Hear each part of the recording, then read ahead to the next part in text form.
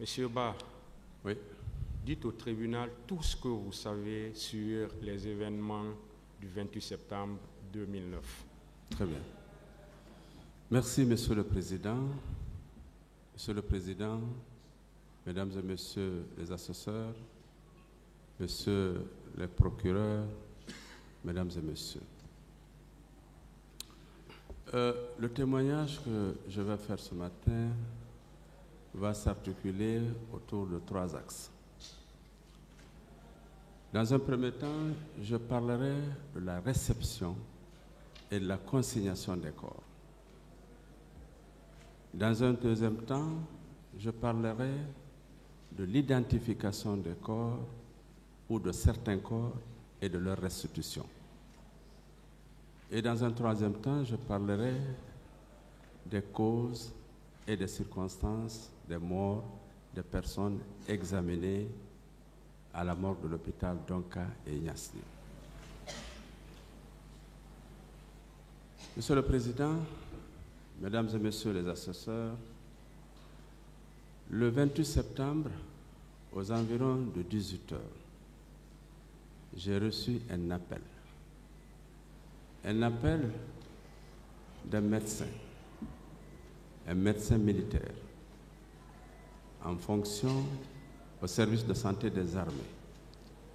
Il m'a dit ceci: Docteur, la hiérarchie militaire me charge de vous dire de venir à la morgue de l'hôpital Niassine, de recevoir les corps des personnes décédées ce matin au stade du 28 septembre et de les mettre dans la chambre froide. Dès que j'ai reçu cet appel, je me suis déplacé. J'habite la banlieue de Conakry. Pour arriver à Niassine, j'ai fait à peu près 30 à 45 minutes. Je suis arrivé à Niassine aux environs de 19 heures. C'était le crépuscule. Et il était l'heure de la prière. Je me suis acquitté de la prière. Et dans l'arrière-cour de la morgue, pour ceux qui connaissent l'hôpital Niassine, qui fait face à la mer, j'ai trouvé des collègues médecins militaires. Ils étaient tous en tenue, ils étaient, comme je l'ai dit, en service, ils travaillaient au service de santé des armées. Ils m'ont dit: Docteur, il y a eu des morts d'hommes ce matin. Donc c'est pour cette raison que vous êtes là, vous allez vous occuper de la réception de ces corps. Quelque temps après, pendant que nous étions arrêtés dans l'arrière-cour de la morgue, nous avons reçu le premier camion, un camion militaire qui est arrivé. À son bord, il y avait 21 corps. Ce camion militaire, au bord duquel il y avait 21 corps, était accompagné par des hommes en tenue. Ils ont commencé à descendre les corps, et entre-temps, j'ai demandé aussi aux préposés de la morgue, aux étudiants en médecine qui étaient en stage et à tout le personnel, de mettre en dispositif en chaîne pour pouvoir recevoir les corps et les envoyer dans la chambre froide. Après avoir reçu ces 21 corps, je rappelle que la morgue de l'hôpital Niassine a une capacité de 10 corps. Et c'est une morgue qui reçoit les décès hospitaliers et extra-hospitaliers. Donc, au moment où ces corps sont arrivés, il y avait naturellement d'autres corps qui étaient déjà dans la chambre froide. Le problème, il fallait faire un réaménagement pour pouvoir loger ces corps qui venaient d'arriver. Quelques minutes après, il y a eu un deuxième camion. Ce deuxième camion avait à son bord 7 corps. Et tout de suite, je me suis dit, et j'ai informé les collègues médecins militaires pour leur dire que j'aurais un problème de place pour une capacité de 10 corps. J'ai déjà 21 plus 7, ça fait 28, plus les corps qui étaient là, ça me pose un problème. J'ai essayé, avec les préposés de la morgue, de faire des aménagements pour quand même encore recevoir les corps. Pendant que je faisais cet aménagement pour recevoir les corps, il y a eu un troisième camion qui a déposé 15 corps, ce qui fait un total de 43 corps. 43 corps dans un espace de 10 places, c'était très difficile, pour ne pas dire impossible. J'ai aussitôt réquisitionné la morgue de Donka pour leur dire d'envoyer quelques corps à la morgue de l'hôpital Donka. Et nous avons retourné quelques corps à la morgue de l'hôpital Donka.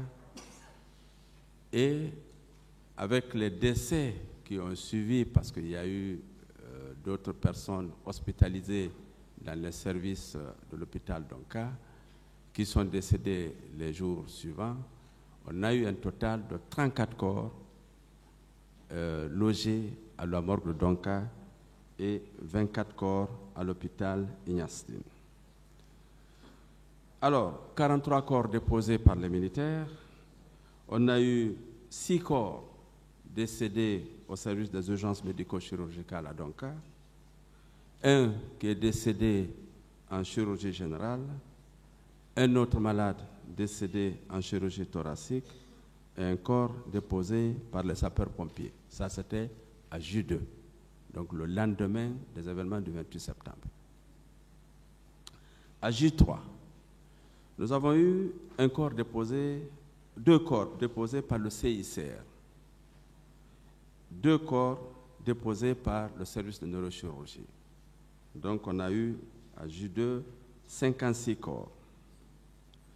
À J3, un corps a été déposé par le service de neurochirurgie, donc on a eu 57 corps. Et à J5, un autre décès au service de chirurgie, de neurochirurgie, 58 corps. Ce sont les 58 corps qui ont été reçus et gérés dans les 2 morgues de l'hôpital Ignastine et Donka. Après avoir reçu ces 58 corps, naturellement, le premier problème, c'est comment loger 58 corps avec une capacité de 10 à Donka, et 10 à Ignastine et plus ou moins 14 à Donka. On avait une chambre froide de 10 plus une petite chambre de 4.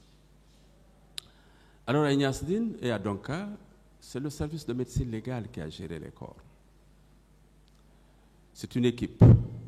Nous avons mis en place un protocole et nous avons essayé dans un premier temps de mettre les corps 2 à 2, ce qui fut fait à Ignastine.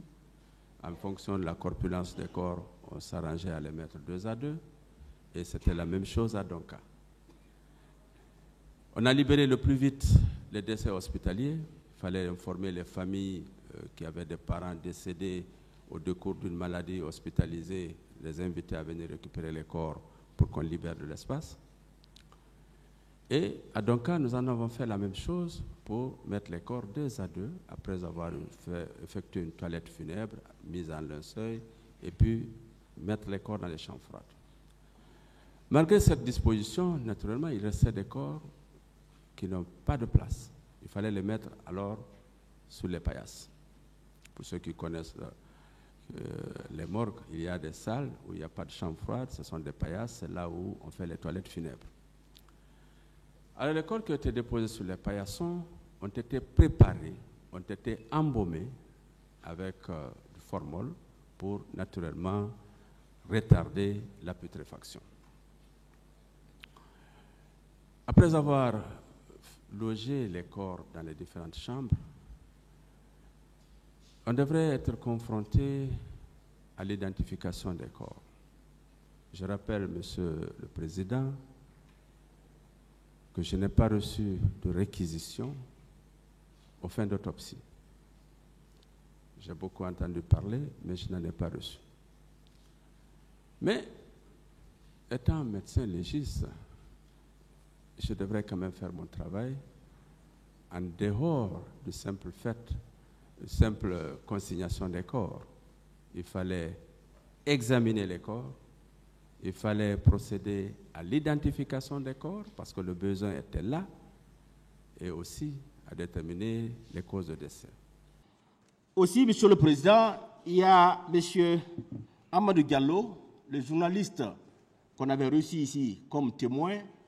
Il a dit que selon ses propres investigations, ces jours, il a pu compter 87 corps. Aussi, Monsieur le Président, Général Oumar Sano, il est venu, il a été reçu ici comme témoin. Il a dit qu'effectivement, il y a eu 157 corps qui avaient été transportés dans 4 camions. Ces camions-là ont stationné dans l'enceinte du camp avant d'être acheminés vers Ignasidine, même si le professeur Hassan a dit que ces corps ne sont jamais arrivés à Ignasidine. Aussi, Monsieur le Président, Général Valentin Haba est passé ici, il dit qu'il était au stade. Il a participé au ramassage de 54 corps. Et sous l'instruction du général Toto, ces 54 corps ont été transportés au camp Samori. Il était là. Et le colonel Diaby était arrivé. Ces 54 corps-là ont été effectivement mis à la disposition du colonel Diaby. Il avait nié dans un premier temps, mais le jour de la confrontation ici, lorsqu'on lui a posé la question, est-ce qu'il était présent au moment où, justement, ces 54 corps-là étaient dans l'enceinte du camp Adnan Samori Touré, il a dit effectivement qu'il était présent. Ça nous a suffi pour que nous comprenions qu'il a reçu ces 54 corps-là et celui qui sait quelle est la destination. Monsieur le Président, ces chiffres que nous venons d'indiquer prouvent à suffisance qu'on a eu un 28 septembre.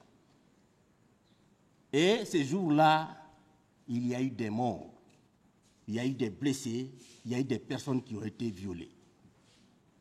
Également, on ne s'est pas limité à ces chiffres, puisqu'il faut coûte que coûte asseoir votre conviction, pour ne pas dire conforter votre conviction, qui, à notre avis, est déjà faite, Monsieur le Président. On s'est intéressé aux différents certificats et rapports médico-légaux qui sont versés au dossier de la procédure. Ces différents certificats médicaux attestent qu'effectivement, des personnes ont été atteintes. Il y a eu ce qu'on appelle de l'atteinte grave à l'intégrité physique. Et on a pu recenser 22 certificats médicaux, Monsieur le Président, des certificats qui ont été établis par des médecins aguerris, des structures hospitalières de Donka, Ignasidine, mères et enfants, la clinique Pasteur, le centre médico-chirurgical des armées BQG.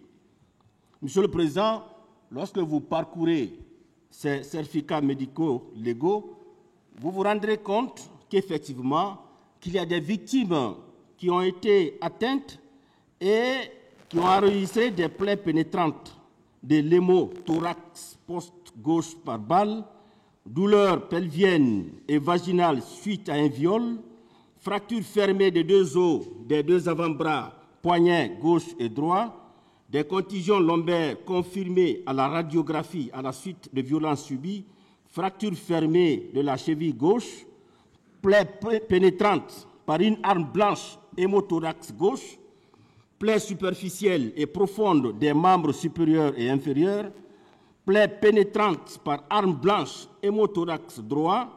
La radiographie du poignet gauche met en évidence une fracture fermée des 2 os et l'avant-bras plus une entorse de la hanche, plaie pénétrante transfixiante de la cuisse gauche par balle, plaie transfixiante par balle au niveau de l'hémothorax gauche, traumatisme, ainsi de suite, Monsieur le Président, comme pour vous dire effectivement que ces victimes-là qui ont été atteintes au stade ont été reçues au niveau des structures hospitalières et naturellement, ces certificats médicaux légaux ont été dressés pour attester qu'effectivement que ces personnes-là ont subi les atrocités.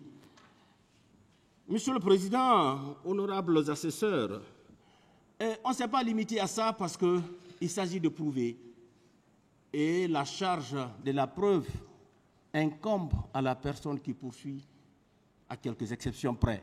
Et puisque c'est nous qui poursuivons, nous nous sommes dit qu'il faut qu'on continue justement à engager des éléments qui vont contribuer justement à asseoir votre conviction. Vous avez permis du visionnage public ici. On a écouté des audios, Monsieur le Président. Ça nous a permis de savoir réellement qu'est-ce qui s'est passé le 28 septembre 2009.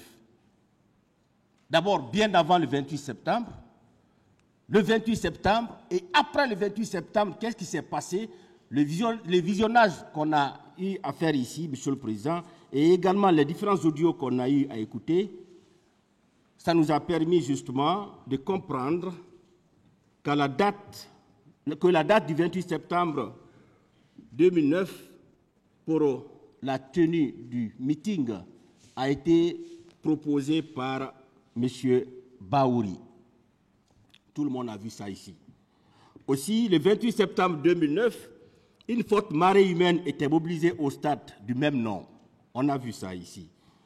Et l'accusé Dadis fait une intervention où il dit clairement que l'armée était non structurée. Aussi, le même accusé Dadis a déclaré que ce sont 57 morts qui lui avaient été signalés, soit 53 par bousculade et 4 par balle perdue. Nous voyons ça dans les vidéos, Monsieur le Président, ce qui veut dire effectivement il y a eu un 28 septembre 2009. Aussi, nous voyons après les massacres, l'accusé Dadis a accordé une interview, ça a été déjà dit ici, à une chaîne de télévision, au cours de laquelle l'interview, nous ne remarquons aucun regret dans son comportement. Et juste après l'interview, Monsieur le Président, il rejette l'entière responsabilité des massacres sur les leaders politiques. Et nous remarquons qu'il s'est fait nuitamment un bain de foule. Et également, il manifeste toujours son intention de se présenter à toute élection présidentielle.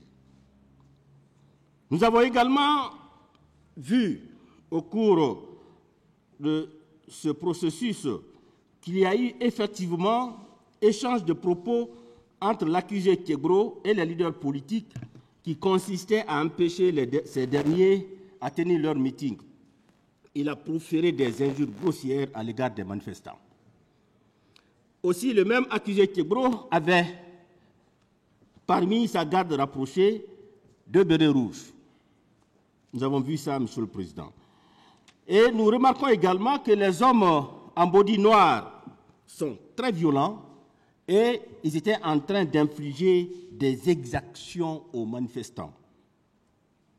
Nous remarquons également que les leaders politiques avaient été blessés, la plupart au niveau de la tête. Également, juste après l'arrivée de feu Jean-Marie Doré au stade, les premiers coups de feu ont retenti. La débandade de la population après le début des tirs, nous voyons ça, Monsieur le Président. Aucun manifestant n'était porteur d'armes. Les cas de viol sont une réalité, car nous voyons dans les vidéos plusieurs femmes nues, meurtries, déboussolées et complètement effondrées. Les cas de disparus sont une réalité, car certains parents déclarent n'avoir pas retrouvé les leurs lorsque les corps ont été exposés dans la cour de la grande mosquée Faisal. Ça, c'est très visible aussi. Le largage des gaz lacrymogènes à l'intérieur de la mosquée Faisal. Ils ont largué du gaz lacrymogène, nous voyons ça dans les vidéos. Et là où on a osé larguer du gaz lacrymogène dans une maison de culte, ce n'est pas au stade qu'on va hésiter. Également, Monsieur le Président, nous voyons l'accusé Toumba, dans une interview accordée à la RFI, que l'ordre d'aller au stade provenait de son supérieur hiérarchique, c'est-à-dire son co-accusé Dadis. Et il précise dans cette interview que dans l'armée, ils sont sous ordre. Le chef d'état-major général des armées affirme que c'est seulement la police et la gendarmerie qui devraient maintenir l'ordre public. Aucun militaire ne devrait sortir. Le stade a été repeint juste après les massacres. C'était pour faire disparaître les traces. Certains blessés sont tenus et transportés par les manifestants. La Croix-Rouge est également visible sur le terrain en train d'embarquer dans ses véhicules les blessés. Certains assaillants avaient des bandeaux rouges autour de leur tête. Nous voyons ça également. Ça a été dit ici par les victimes et certains témoins. Alors, Monsieur le Président, quand j'ai suivi les réquisitions du parquet, un des représentants du ministère public, qui, d'entrée de jeu, il vous a dit qu'au titre des preuves, qu'il y a 6 éléments de preuve. Il en a cité. Mais vous allez voir un peu la subtilité du parquet. On vous fait tourner, au niveau des chiffres, on vous fait tourner l'histoire d'aggraver la situation. On dit non, il y a eu trop de chiffres. C'est par-ci, par-là. Mais pourtant, il parle de ce même chiffre. Il l'emploie par-ci, par-là, de là, il le déplace, il le met de l'autre côté. Quand j'ai suivi ce représentant du ministère public, et pourtant ce sont eux qui ont dit ici que le rapport d'enquête nationale, ce n'est pas un document. Ils ont dit ça ici. Mais eux-mêmes qui reviennent encore pour dire non, Monsieur le Président, écoutez, dans ce rapport, il y a eu 58 cas de mort et plus. J'ai noté, c'est le point B, parce que le point A, ils ont parlé du rapport d'enquête internationale. Le point B, ils ont fait état au rapport d'enquête nationale indépendante. Ils dégagent le chiffre 58 corps. Ils tournent. Ils vous disent que la médecine légale a reçu 58 corps. Il continue que Général Valentin a fait état de 54 corps et que ces 54 corps que colonel Chérif Diaby les a orientés à une autre destination. Bon Dieu, bon sang. Le chiffre 58 cas au niveau de la commission d'enquête nationale, c'est ce chiffre-là que le médecin légiste a reçu. Et c'est dans ce même chiffre, les 3 camions qui étaient au camp Samori, Général Valentin présent, il a appelé le général Toto, personnel. Général Toto a appelé directement le ministre de la Santé. Mais ces 3 personnalités étaient présentes. Et en présence de ces personnalités et des autres personnes qui étaient présentes, qui ne sont pas peut-être dans l'ordonnance, Monsieur le Président, Général Toto, paix à son âme, a ordonné à Valentin d'envoyer ces 3 camions, les corps, à l'hôpital Ignace Di. Et nous étions là. J'étais là, je notais. Lorsque vous avez fait appel, par les soins également du représentant du ministère public, les témoins que lui-même il a donné la liste, j'ai été réjoui et j'étais vraiment content quand j'ai vu la présence ici physique du professeur Hassan Bar,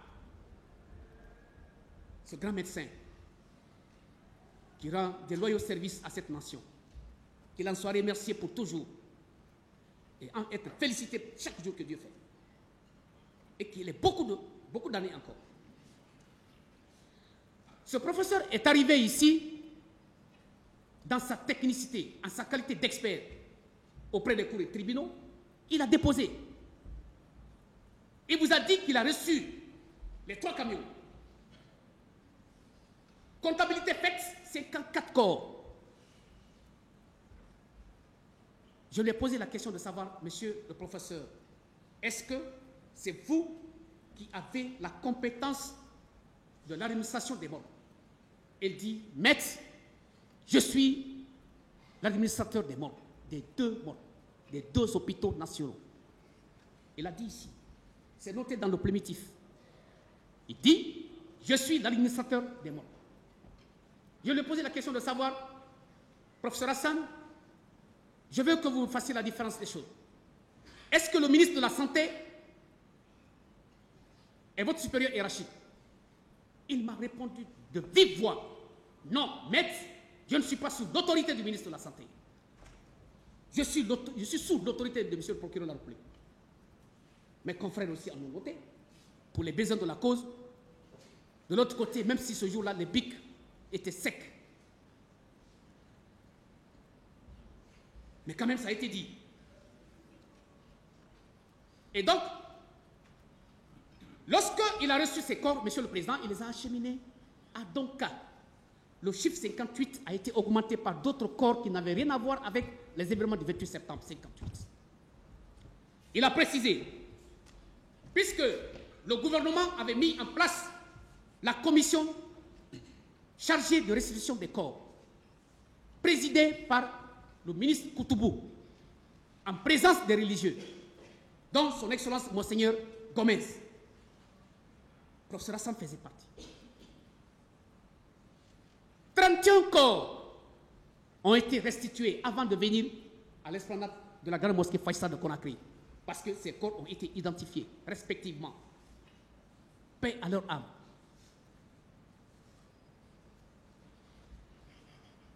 Dans l'enceinte de la mosquée Faïsal, cette grande mosquée, dans les 31, il va rester 27 corps. Les 27 corps, 2 ont pu être identifiés publiquement. Il reste 25 corps. Il a dit dans cette salle que c'est eux qui ont autorisé à ce que ces 25 corps soient enterrés dignement au cimetière de Cameroun. C'est vérifiable. Et il est allé loin. Pour davantage continuer à identifier ces corps, il a véritablement demandé un laboratoire français pour l'exhumation de ces corps pour pouvoir faire les ADN. C'est ce qui fut fait. Mais aucun résultat n'a été obtenu. Monsieur le ministre de la Santé est loin de cette gestion. Un, il n'est pas membre de cette commission. Deux, il n'a pas la compétence, il n'a pas la qualité non plus, en dépit du fait qu'il soit docteur en chirurgie.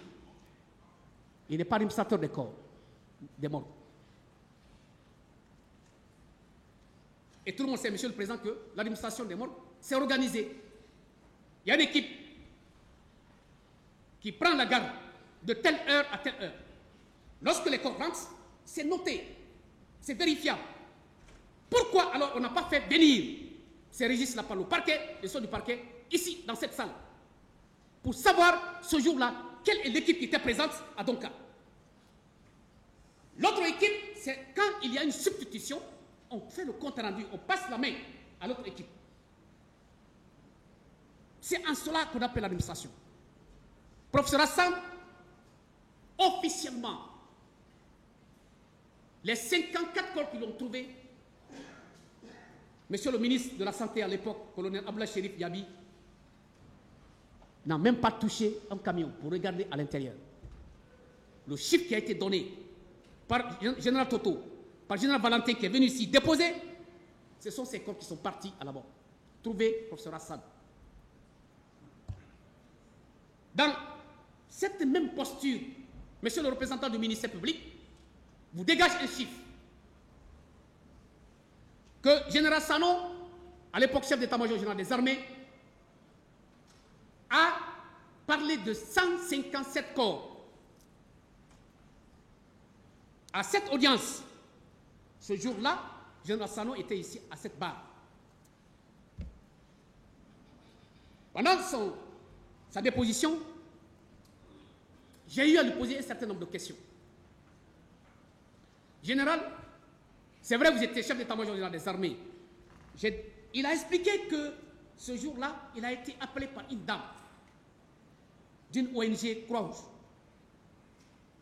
Je lui ai posé la question de savoir, est-ce que cette dame a donné son nom?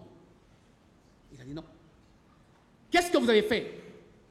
À travers son appel, Général Sano chef d'état-major général des armées, Monsieur le Président, de manière unilatérale, il a pris sa responsabilité de donner l'ordre au commandant du train.